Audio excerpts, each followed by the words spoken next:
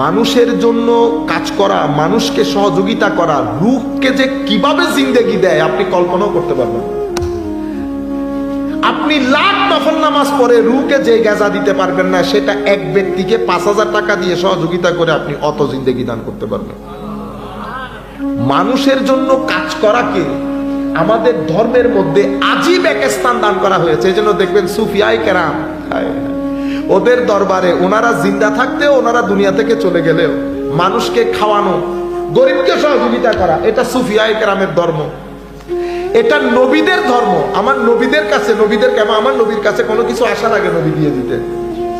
আল্লাহর ওলিরও পকেটে আসার আগে দিয়ে দেন। আমাদের চট্টগ্রামের এক ওলি হযরত জিয়াউল হক মাঝভান্ডারী, উনি একটু মজজুব টাইপের ওলি ছিলেন।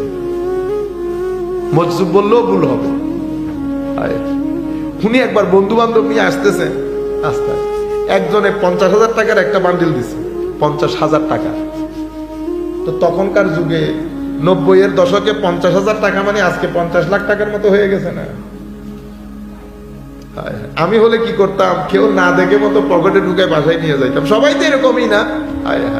আল্লাহর ওলিরা এরকম না, কোনো লোক প্রীতি থাকে না আল্লাহর ওলিদের।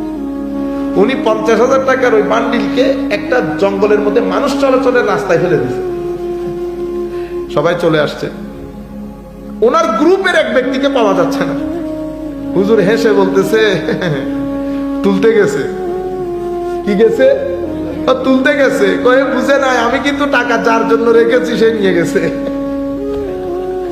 টাকা আমি যার জন্য রেখেছি সে নিয়ে গেছে। তো কার জন্য রেখেছে? পরে দেখা গেছে ওই এলাকা, ওই পাশের বাড়ির এক গরিবের মেয়ের বিয়ে। উনি ওই দিক দিয়ে গরু নিয়ে যাবেন চড়ানোর জন্য। তো সেই গরু নিয়ে গেছে, টাকাটাও পাইছে, মেয়ের বিয়ে টাকাও জোগাড় হয়েছে।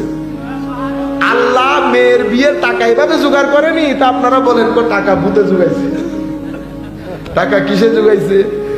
ভূতে জোগায় না, আল্লাহ জোগায়। আল্লাহ এভাবে ম্যানেজ করেন টাকা।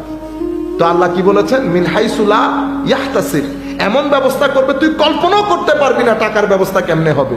তো মাওলা আমার কি করা দরকার? কত দুনিয়া বাদ দে, তুই শুধু আমার ভয়, ভীতি, খৌফ, খশিয়ত তোর মনের ভিতরে রাখ, সবকিছুর ব্যবস্থা আমি করব। সুবহানাল্লাহ।